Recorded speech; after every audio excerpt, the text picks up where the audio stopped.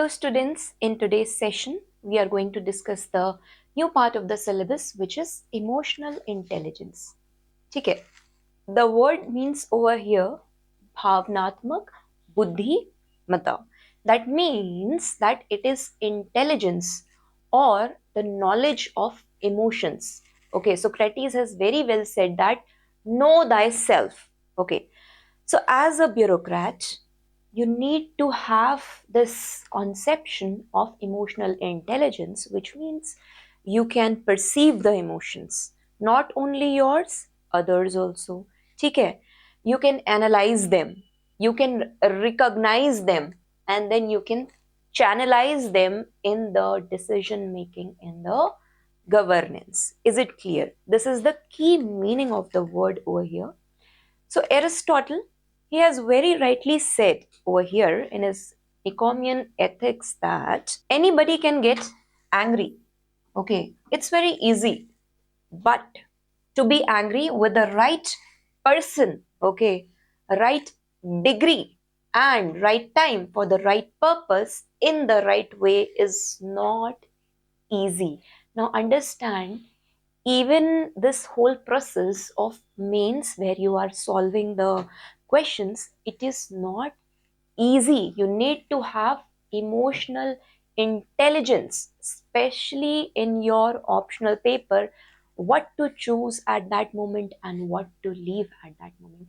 Similarly, when you are a bureaucrat in your district, okay, there will be situations where the crowd will be coming towards you, and that point of time you should be someone who could actually know your emotions, how I'm going to react. Am I the aggressive one, am I the passive one, right? You have to understand the core reason with all rationality that why the crowd is angry. You need to have that empathetic skills to step in their shoes and analyze the situation. Not only this, after all this, you need to have those social skills where you can actually communicate with the crowd very well. Is it clear? So we have just discussed this term that it is the ability to recognize the emotions, right? To understand these emotions, you're able to manage these emotions, and definitely you are able to influence the emotions, yours and others. You are able to have that social skills, and leading to a very constructive communication. Is it clear? Of your own and others present over there. Example, okay, suppose there you are a district magistrate, okay, and we notice over here that some local shopkeepers, they are resisting and they are saying this new waste segregation policy, they don't want that the dustbins should be present far off places, that every time they have to go. Instead of being angry, instead of being that rule bound, having that bureaucratic attitude, no, you should do this, you should actually listen to them. What is the issue? Half of the problem is solved by listening. You have to first listen the issue and then solve, not impose. It has to be not top down approach, rather it has to be bottom up approach for the administrator, right? So basically what happens when you listen to them, you learn that the municipality, the people, they have these people, they have kept the dustbin far off, and every time the shopkeeper has to go far off, throwing away the waste. Now you realize that this can be easily solved. Let's do that in few hundred meters. Let's keep this dustbin so that it becomes, life of the shopkeeper also becomes easy. Then he will also be following those rules. When you make rules, are just not imposed, you make it easy for the people to follow, then people become duty bound, as their civic responsibility they will be following, right? And apart from this, that time you can start a public drive campaign. You can, we have studied in attitude, you can use the methods such as persuasion and all, and you can influence the public in that area to follow the Clean India campaign, to even the shopkeepers to follow the waste segregation policy. Is it clear? So this is the aware, empathetic attitude of a bureaucrat. Is it clear? Now, apart from this, if you see in governance perspective, we have a very classic example of Nelson Mandela. Okay, so what happened after post apartheid? We had seen that despite being 27 years in jail, Nelson Mandela, basically, he was the one who had started the Truth and Reconciliation Commission in South Africa. He was not the one who was basically fighting against the Britishers. He was trying to bring in this reformist approach because a man of very high emotional intelligence, he had a visionary, okay, approach, and he focused on education in South Africa, and this has led to South Africa being the most one of the most developed nations in whole African continent. Is it clear? He was empathetic. He had this long-term vision that education and democracy is going to lead people further ahead. Is it clear? Because of his emotional intelligence. He understood his emotions. He understood the people's emotions. He understood the emotions of the Britishers at that time over here. Right? So long-term visionary approach. Is it clear? So that's why this whole process of emotional intelligence is important. First of all, it increases the self awareness, okay, and it increases the emotional regulation.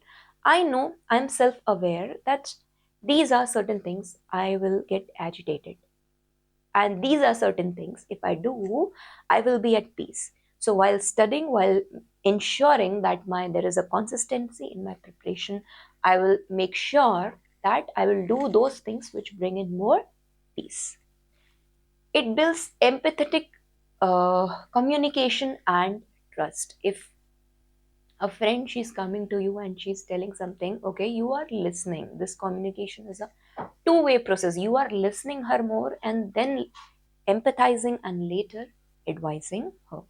It promotes better decision making and stress management. Okay, so basically, if you take the example, suppose in your district there are some tribals. Okay, you are posted in a tribal district. They are coming to you, and they are coming with some forest, their own timber forest right acts, and they are saying, "Ki, this thing is interfering in our nature, in our traditional way." So you have to be somebody who has to have that empathetic attitude. You have to be somebody at that point of time that you can communicate well, okay, and then you have to make a decision making. You don't have to get emotional, but your decision making should be such that you impact the last mile man who is standing over there. Is it clear?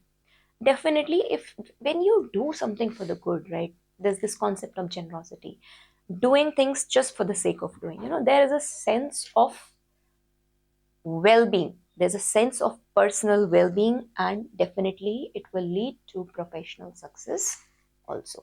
Now I hope this concept, what is emotional intelligence, is it clear? Now let's see, if somebody who has a very high emotional intelligence, he is going to be a good listener. He will never be interrupting your sentences in between, okay? He will be assertive in what he say. For example, I support somebody must be talking a lot, but then he about cleanliness and all. He will be very assertive with his views. I like cleanliness and I support Green India campaign and I go and participate in that.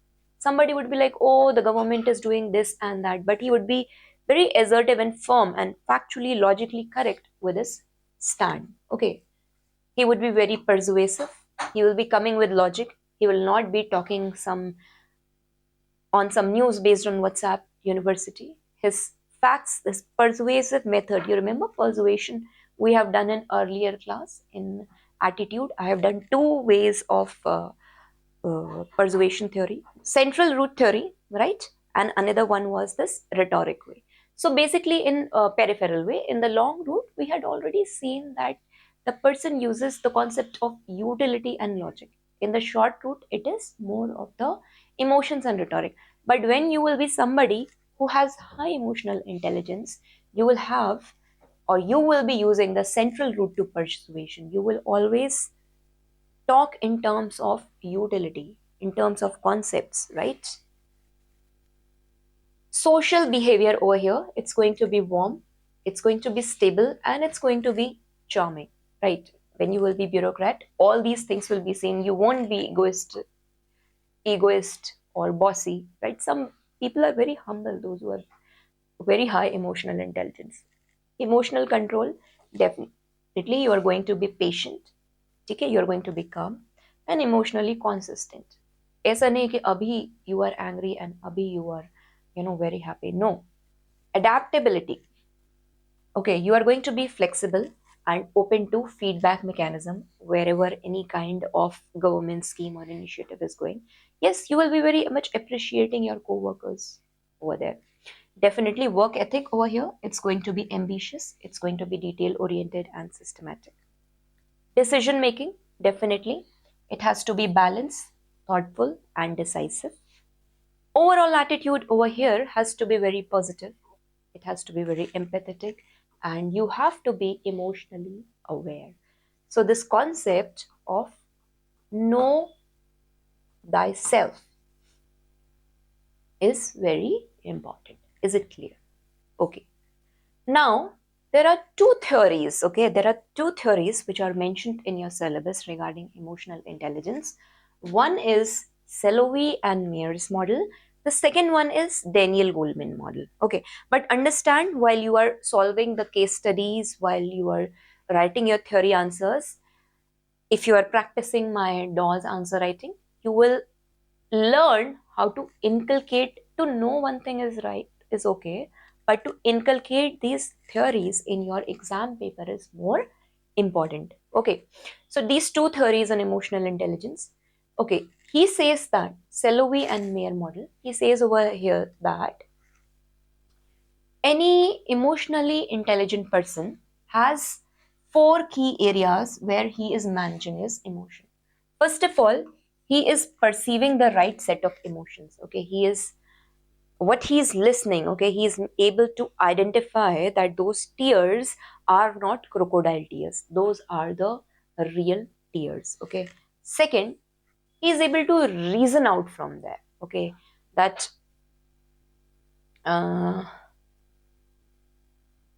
if somebody is coming to you, okay, after knowing that it is not crocodile tear, it's a real tear, you are able to reason out that yes, whatever the person is saying, definitely it is affecting a lot of people, definitely it may be affecting him. You can reason it out well, you can understand that person very well, right? You can step into his shoes and you can analyze the situation. अच्छा ऐसा है, ऐसी परिस्थिति से आया है, this is the whole situation. It will not be, you will not be judgmental at that point of time, right? You have to understand the background. Fourth, then you can manage those emotions very well. Is it clear? Perceiving the emotions, reasoning the emotions, understanding the emotions, and managing the emotions over here.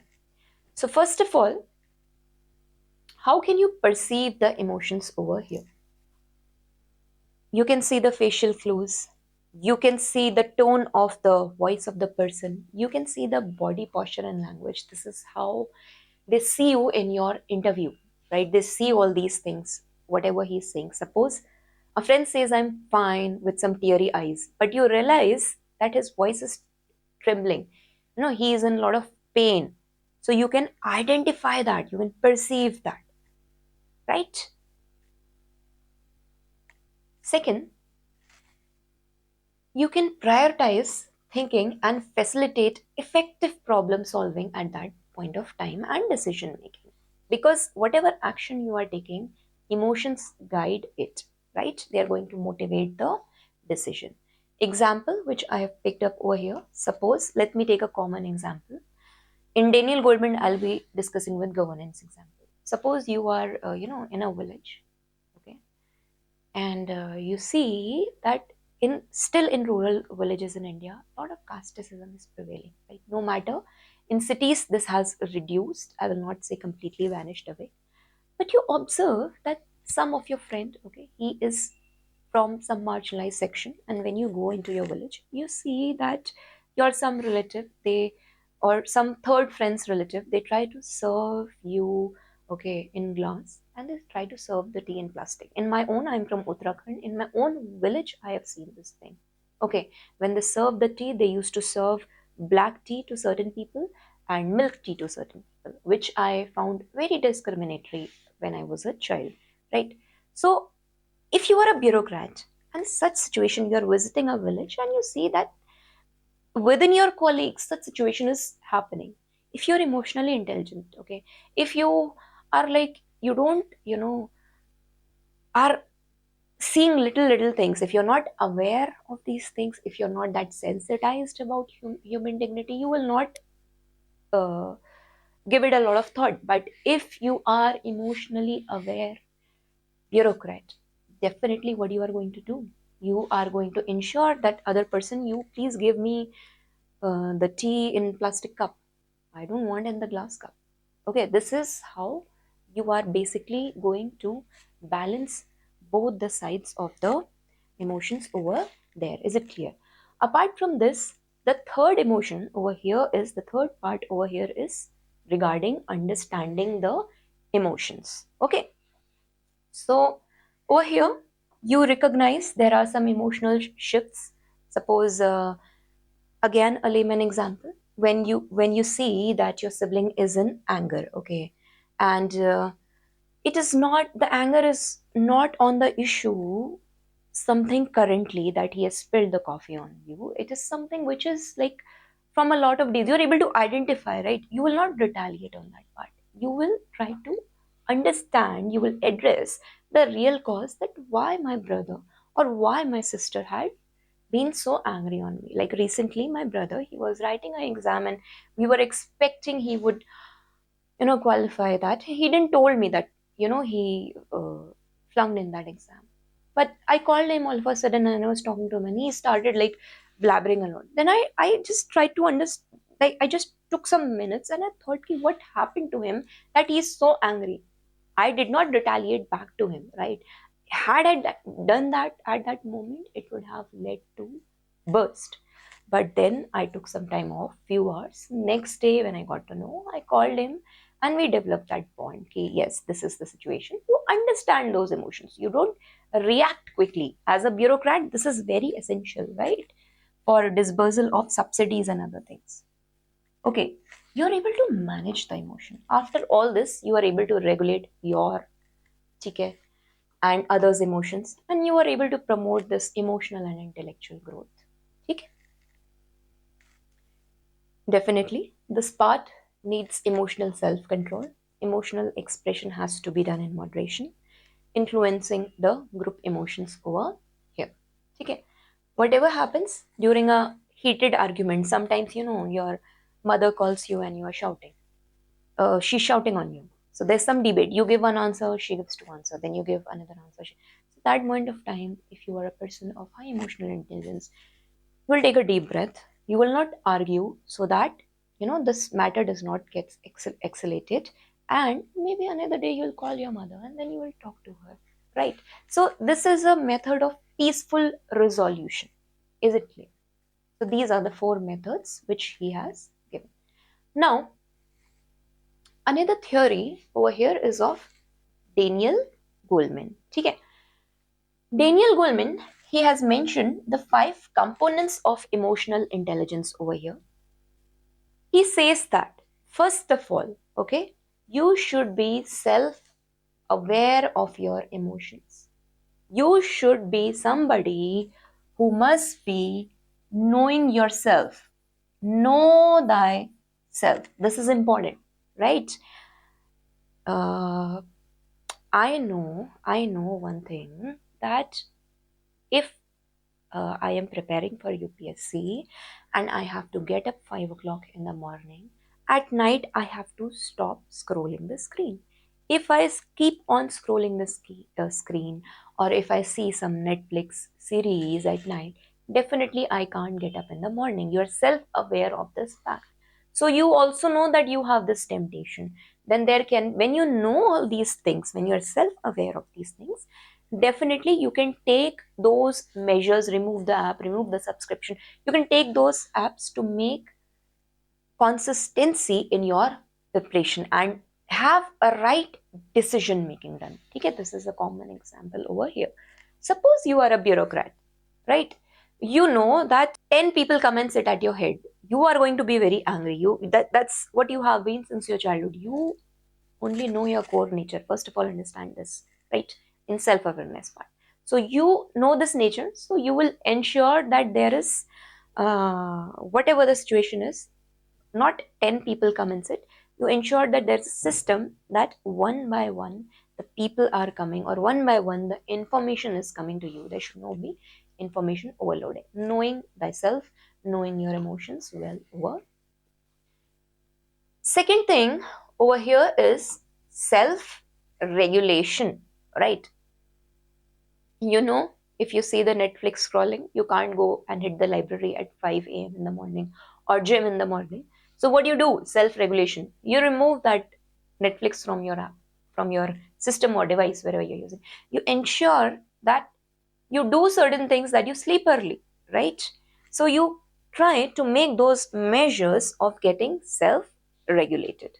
After that, इतना तो ठीक है. What is more essential over here is the motivation part. Now understand that preparation में कोई आपको जबरदस्ती force नहीं कर सकता है. That means nobody can force you and make you sit and write the answer. If I say you please write daily answer writing, that is very very important after this class, I can just be somebody who can put external accountability on you. I can't be somebody who will make you actually pick up the pen and write the answers, right? There is a very famous runner, David Goggins. He says that motivation is okay. Internal motivation comes with discipline. Now I'll tell you this thing. How to be internally motivated. Sometimes people think that, let's see some motivational videos. Let's see, some teacher is saying this. There are some these videos जहाँ से आंखों से आग निकलती है and some sparks flow. Motivational will keep you motivated for 1 hour. Somebody will talk to you. Okay, the mentor will try to understand your situation. He will tell you this is the case scenario. But do you think that it can keep you go on for this whole preparation? No, you have to develop that discipline in you. That as a bureaucrat also, right? As a bureaucrat also, you are self-aware, you are self-regulating. But you have to be motivated, and this motivation has to be with your duty. You should be motivated that the duty is good in itself. You should be motivated towards it naturally, right? Apart from this, there has to be that level of empathy. Empathy means you step into someone's shoes and you analyze the situation, right?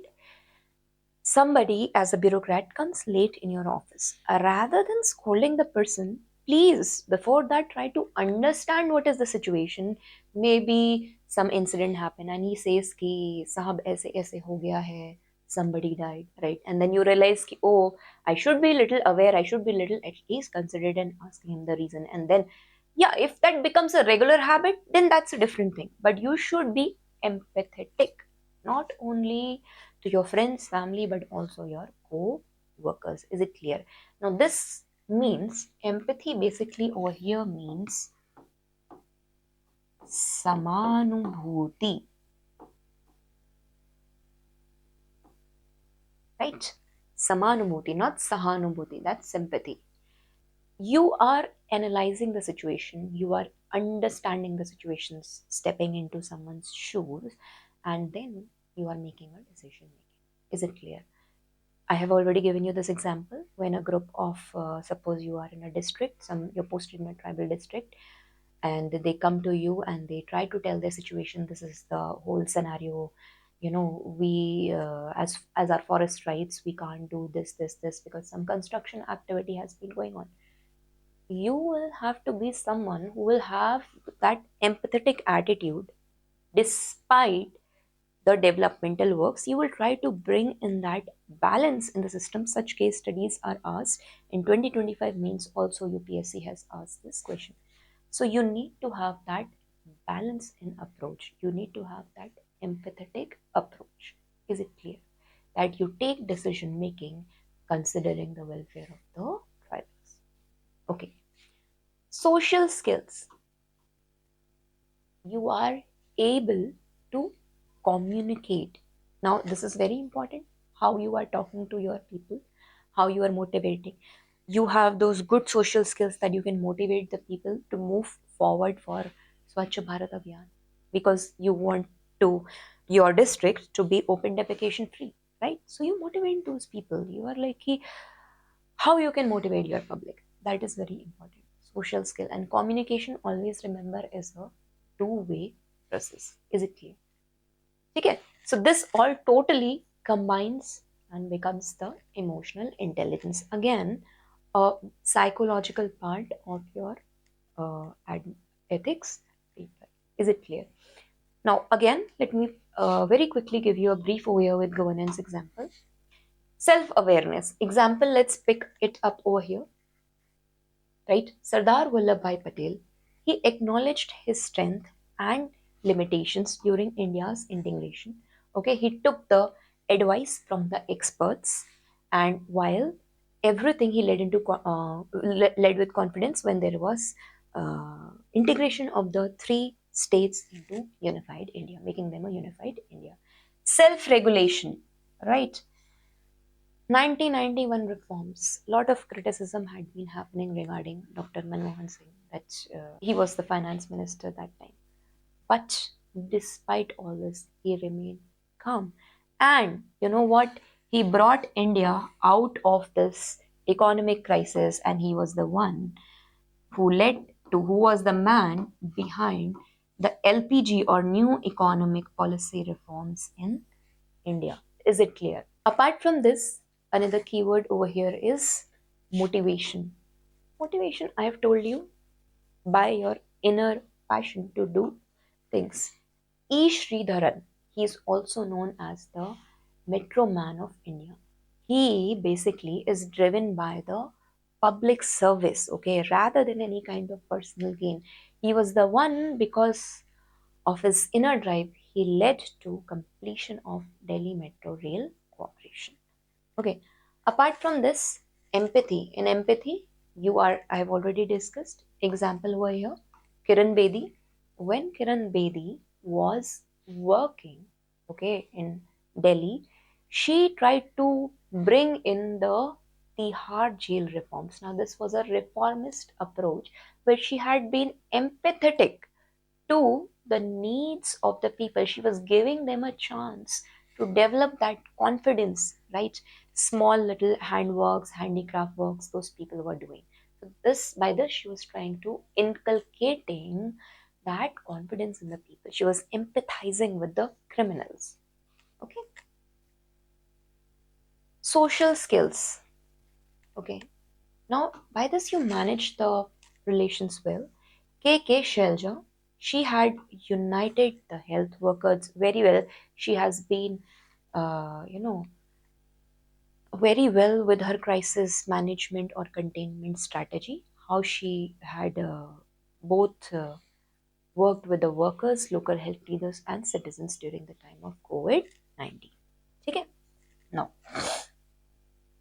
when I'm talking about this word, empathy, I'm also discussing over here cognitive empathy. Cognitive is mentally you're supporting, you're knowing why your junior officer is stressed under the new workload. Okay, this is mental. Cognitive is mental empathy. Is it clear? You are just understanding another's perspective logically. When I'm talking about emotional empathy over here, again, you feel what other person feels physically, right? The feeling moved when hearing about someone's personal loss. You feel the pain. But what is most important over here is compassionate empathy. You understand and you act over here also. You help a citizen who is in disaster. You can put an example of Mother Teresa also, who has been working for the destitutes in Kolkata region. Is it clear? So concept is clear. What is emotional intelligence and what are the two major theories that you have to remember for your exam perspective, right? And Warren Buffett has said that whenever you have to hire somebody in your work profile, that person needs to have more emotional intelligence compared to the intelligence quotient. Okay, it comes from your cognitive ability, your mental ability, your innate ability of some problem solving. But emotional intelligence, basically, it's ability to identify, assess, and regulate one's and others' emotion. Is it clear? Now, this facilitates decision making, it regulates the behavior as a bureaucrat. Outcomes, definitely leadership, we see teamwork, we see empathy, we see collaboration over here. Definitely, in the workplace, it is crucial for interpersonal relations, service orientation, managing team and conflict. It enables emotionally stable responses to high stress situations, definitely. It helps those with social challenges to connect and collaborate better. Transformational people oriented leadership. Example of leadership style over here, Lal Bahadur Shastri. You can give this example, right? Mahatma Gandhi, right? Okay. Now, definitely EQ is a better predicator of success than IQ. This I have also discussed in your class regarding aptitude and attitude, where I have said that if you have to hire somebody, okay, why this whole interview program is happening, if you have to hire somebody, you need to ensure that the person has a very good attitude. Average aptitude person is also okay. Many a times they say, many of our friends are IITians, they have very high, IQ, and still they could not qualify this exam of UPSC because it is also about the attitude. It's just not knowledge. Knowledge, average knowledge, if you see the whole means paper, how the question they are asking, you don't have to do a PhD, a very basic concept and very good strategy you need to have, that is required. Apart from that, attitude to sustain the stress management, okay, to have that emotional intelligence, only this will lead you to qualify the exam. Okay, it's not about being intelligent, it's more about being emotionally aware. In the examination hall, you may be intelligent, but if you can't do emotional decision making in your question paper, if you can't choose the right question at the right place at the right moment, you are out of the race. Okay, so that is required here. Okay, let's pick up some case studies over here. Abdul Kalam, he is also known as the people's president. Now, this you have to put in your answers, writing over here, right? We had already seen that initially he was the one who had been working for the space mission. He was the one who had led to successful space mission in India, right? Uplifting the messages, inspiring the millions. Kiran Bedi, reformist police officer. Okay, she was the first IPS police officer who had brought the Tihar jail reforms.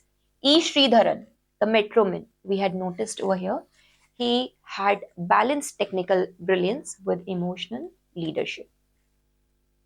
I.S. Armstrong Pame, okay, he had built 100-kilometer roads over here in Manipur. Okay, he was the one who empathized with the people who had been working over there. Is it clear? Uh, T.N. Seshan. Okay, he has transformed India's election system while maintaining the public trust. All these examples we have already dealt with earlier. Now, the question which rises over here, that why it is important to develop this emotional intelligence. It leads to increased self awareness, right? Better decision making, expression of thoughts and feelings. You know, sometimes people just listen things and they bottle up inside their heart. It's better to Be aware and speak it out, right? Discover the inner passion. You have to align your work with what you can uh, care deeply, right? Know your strength and weakness. You need to have done the SWOT analysis. You need to practice empathy every time in every part of life. And after this, you have to manage the emotions. Not every time you have to react. Sometimes you have to take a step back to move 10 steps ahead, right? You have to be socially responsible. You have to control the impulses, reflect regularly, and choose happiness. Is it clear? Definitely, all this leads to improved relationships, acting with integrity. The stress is reduced. There are better career prospects. There is enhanced communication. There are empathetic skills, creative thinking. Okay, now let's pick up the question over here, past year. What really matters for success, character, happiness, and long life achievements is definitely set of emotional skills, your EQ. Definitely all the people who have gained success in life. You take the classic example of Abraham Lincoln. What did we saw in case of Abraham Lincoln? That he had failed all throughout in life, failed in personal life, started a business, lost money over there. But eventually, in his late 50s, he became the first black president of United States. Right? Again, why? Not that he is somebody who has very high cognitive ability, but he is aware. He is emotionally aware. Okay. Do you agree with this view? Definitely. Yes, we do agree. Give reasons in support of your answer. Now, when they are asking these reasons, you have to give the reasons over here. And after the reasons, please substantiate, although they have not mentioned over here, you have to substantiate it with the classic examples also. So basically, when they are talking about emotional skills, here you can give the definition of Daniel Goleman. You can tell in the five ways how he's talking about that there should be self awareness, there should be self regulation, there should be motivation, right? There should be empathy, and there should be the social skill development, right? And then you quote the examples of various people from history and world history, right? In case of crisis of conscience, now this is internal determinant of ethic I have discussed. Does emotional intelligence help overcome the same without compromising the ethical or moral standard that you are likely to follow? So, first understand the keyword crisis of conscience. Should I do this? Should I do that? I'm getting late. Okay, I'm getting late for my interview, but some child is there, he's hungry and he's asking for the food. What should I do? Does emotional intelligence help to overcome the same? Yes, it does help overcome the ethical and moral standard that you are likely to follow. But understand the need of the question over here is critically examine. Whenever in your mains they ask critically examine, approximately 60%, okay, 60% of your answer has to be written on critical analysis, and the 40% you have to substantiate it with the yes. First of all, there are dilemmas, crisis of conscience. For example, dowry. If dowry is asked, you know it is wrong, right? But moral standard is society is still accepting dowry in the form आपको जो देना है अपनी बेटी को दे दीजिए. In another form, the process of dowry is still going, right? So this is the critical examination over there at that point of time. What do you do? There is so much of social pressure, right? Your in-laws, they may be talking initially that आपको जो देना है अपनी बेटी को दे, but at the back they may be like कि you know what our relatives are going to say कि इसका क्या सामान आया. This is the fact of the society, right? So is not that crisis of conscience ki I am somebody very truthful. I am talking about the concept of dignity and equal labor and equal human conception. Then why this conception of dowry, right? So this is how you are going to support this critically examination point with the social issues that which are going. Is it clear? You can take the classic example of homosexuality, right? There is crisis of conscience. Then there are these moral standards. In today's time, also, although Supreme Court in its section 377 in Navteet Singh Zor has decriminalized homosexuality, but still it's a taboo morally, right? So that's how you can answer this question. What are the main components of emotional intelligence, and can they be learned?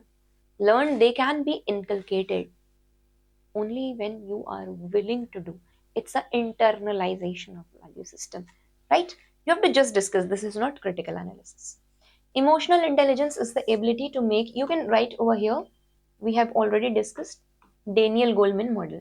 Emotional intelligence, the ability to make your emotions work for you instead of against you. Do you agree with this view? Uh, yes. As a bureaucrat, any kind of incident happens in your district, you are going to ensure that you're going to be very high emotionally intelligence and ensure that the your emotional intelligence helps in welfare dispersal of the schemes and all.